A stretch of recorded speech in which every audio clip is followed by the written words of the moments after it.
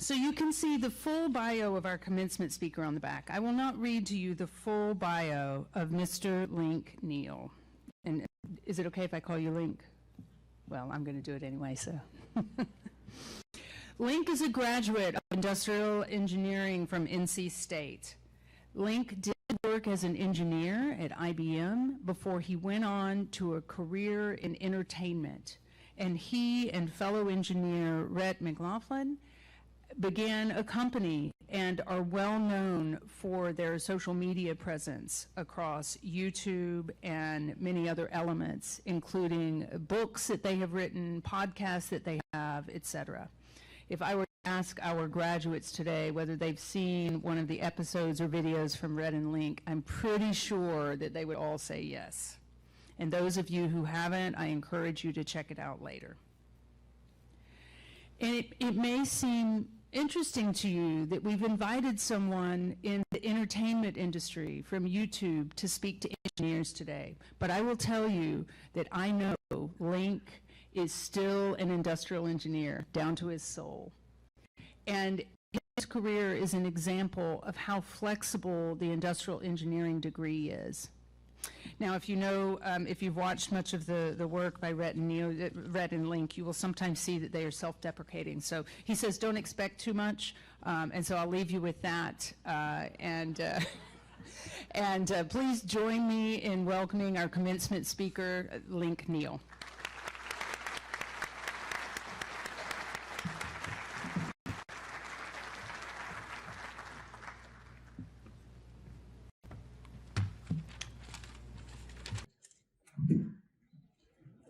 Congratulations, guys. Man, look at you.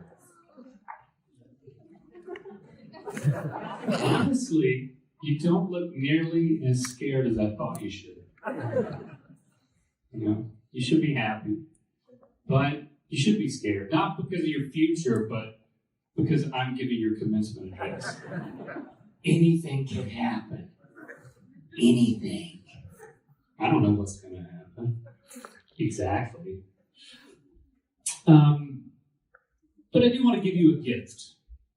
I want to give you a gift of the tale of Elkhound Snuggle Baby. Once upon a time, in the pandemic, there was a middle-aged man with glasses, gray, poofy hair, and a successful internet show who wanted to be a DJ. He wanted to be a DJ.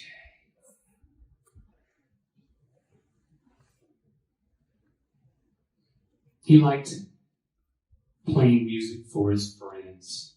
But then one day he took a big step. He decided to buy a DJ deck. I'm talking about one of those boxes with the big circles on it and all of the buttons. Did he know what those buttons did? Of course not. But he did know the one thing that you all know about a DJ, and that's this. You're not really a DJ until you've played a gig in public. Say what you want. If you haven't played a gig, you ain't no DJ.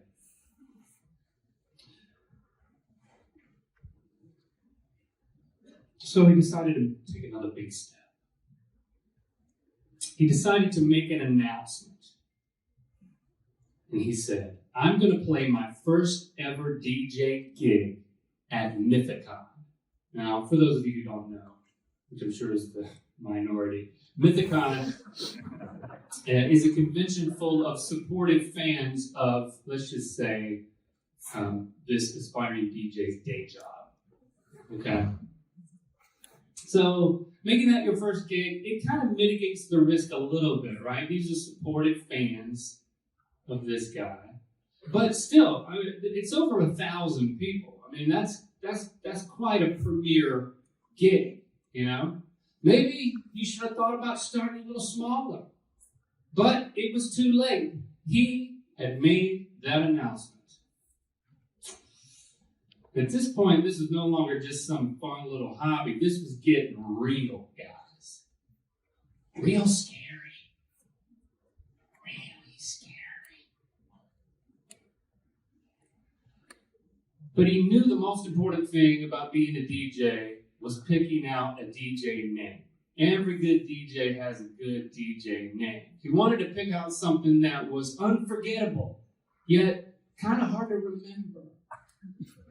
He wanted to pick out a DJ name that when you said it out loud, you couldn't keep a straight face. And he came up with Elkhound Snuggle Baby. I, for one, think it was a good choice. But let's test it out, all right? We're gonna wake up a little bit. Being a little too serious. I would like to count to 3, and then in unison, I would like all of us to say, Elkhound Snuggle Baby. This is real. I'm going to count to 3. Please cooperate. I'm going to count to 3. We're going to say, Elkhound Snuggle Baby. 1, 2, 3. Elkhound Snuggle Baby. He was right. He smiled. So we had that figured out. And then he knew, well, he needed a look. Like every good DJ has a signature look. Sometimes they have a costume. Some DJs are doing the helmet thing.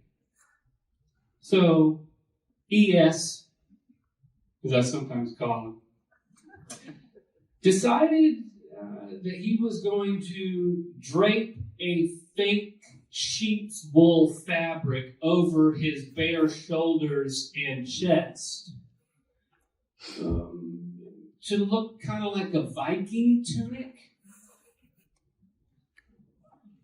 And then he had an enormous headpiece made that emanated from his head region, and it was 2 huge, let me do this, 2 huge elk antlers spreading about 2 feet above his head and about 5 feet across.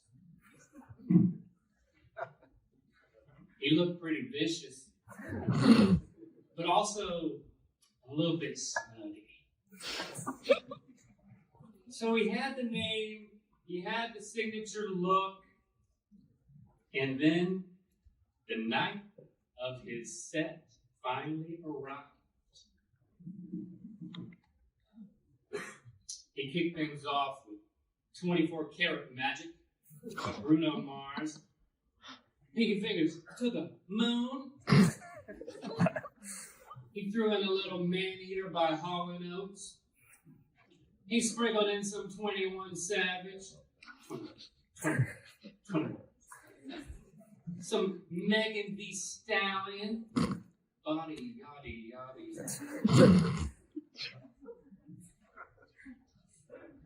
The crowd was loving it, y'all. He seamlessly transitioned from Toto's Africa into Snoop Dogg's Drop It Like It's Hot.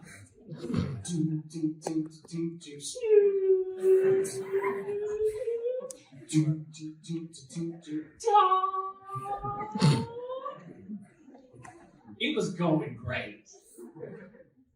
Until it wasn't. He pushed the wrong button or something. Maybe he forgot how the buttons worked. Maybe nobody knows what happened. I'm pretty sure he doesn't know what happened. But it was pretty clear that he was unable to play his next song.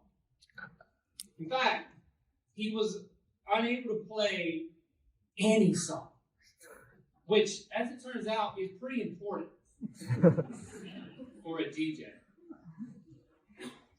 At this point, he took another big step.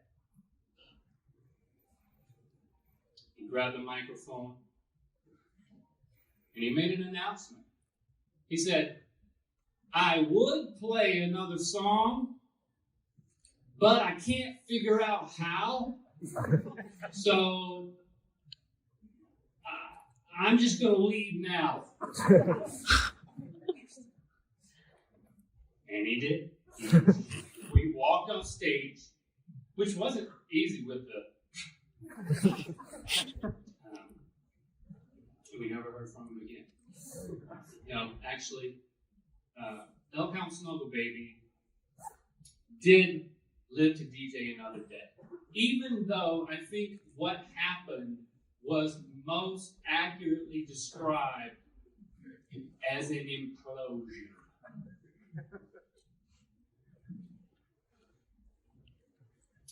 He did live another day. How do I know that? Because I who stand before you today am Elkhound Snuggle Baby. Thank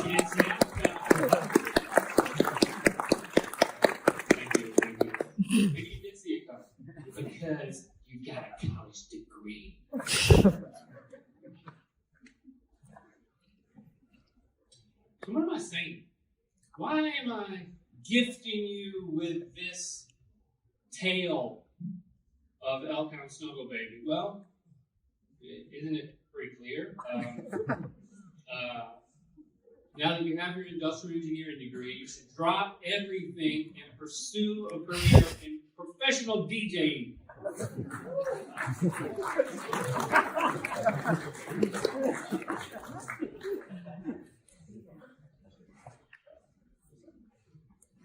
You thought I was going to say become a YouTuber. That would be dumb. Don't do that. But when I share my experience as Elkhound Snuggle Baby, including the implosion, I will say that honestly, I don't regret a second of it. You know, every single part of it, I've learned to relish in it. And there's just something deeply satisfying about identifying a passion and then going after it. Even if the path to get there is really unclear, even if the results are anything but guaranteed, that can be deeply rewarding. Now, I want to go into dad mode with you guys, okay? So today I'm here at your service. I want to give you some advice that maybe you can use that will help you out as you enter the rest of your life. And so I have a general guiding principle that when I look back over the course of my career, and I'm not just talking about my DJ career, I see a pattern of whenever there were crucial junctures in my life when I was making big decisions or small decisions that I didn't realize would have ripple effects throughout my entire life. There's one common principle that was there. And I'm going to share it with you. Maybe, take it or leave it. Maybe it could be of help to you. I'll say that this guiding principle is the reason that Elkhound Snuggle Baby does exist. Maybe more importantly, I would say this principle is the reason that Good Mythical Morning, our daily talk show, exists. I would say that without enacting this principle, Rhett and Link as a comedic duo, I don't think would exist. And I definitely wouldn't be up here talking to you guys about my DJ implosions if this principle wasn't at play. So, all right, you ready for it? You don't have to write anything down. I'm going to tweet it out later. So people can pick it apart. Here's the principle. Err on the side of action instead of certainty. Err on the side of action instead of certainty. Okay? So if you think about certainty as this idea of being 100% confident about something before you go into it, 100% confident, this sets up this idea that can become a trap. That when you find yourself making a weighty decision or figuring out what direction that you want to go in life today, this year, or next, whatever the case may be, you could be lulled into this belief that I'm not going to move forward until I know this is the right choice. That the sign is blinking and saying, this way, do this. You got this. Just go for it. It's automatic. Not a sliver of a doubt. I'm saying err on the side of action, because the concept of being 100% confident can be paralyzing. The bigger the decision that you're making, the harder it is to feel like you're making the right one. And the unknown can be really scary. Scarier than a man wearing a headpiece of elk antlers 5 feet wide. You know what I'm saying? Vicious. Maybe listening.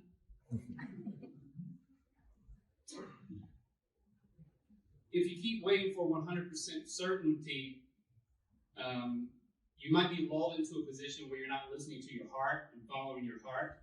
You might be lulled into a position where you're not taking any action at all. So, by no means am I saying you should just make frivolous decisions and just go, go, go. You should use every resource at your disposal to make the wisest decision possible. But when it comes down to making these decisions and finding peace about it or confirmation about it, whatever words you want to use, at a certain point, I want to encourage you, when it comes down to it, to err on the side of action, taking those big steps instead of certainty. Pick a direction and go. You know, I don't like to call them dead ends, I like to call them cul-de-sacs.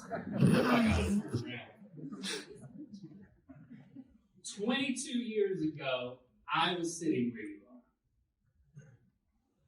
I remember that feeling. You're at such a special point in your life. There's few times where an inflection point is so palpable. You know, do you feel like your life you're on the precipice of the rest of your life? There's few times that you're going to feel this way again. And, you know, like I said, you should be scared a little bit. I felt that way. I could feel that my life was out there, but I couldn't see it. I couldn't see it.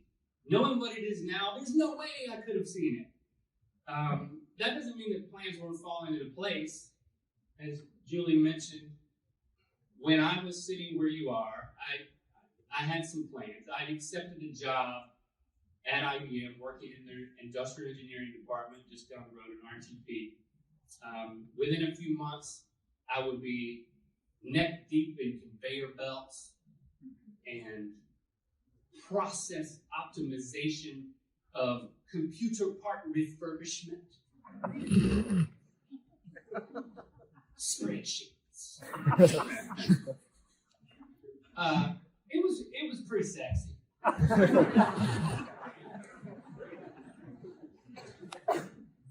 Say that word. Efficiency. Throughput.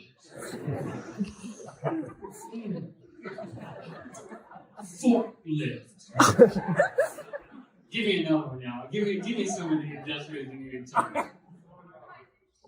What rod? Give me another one. Optimization.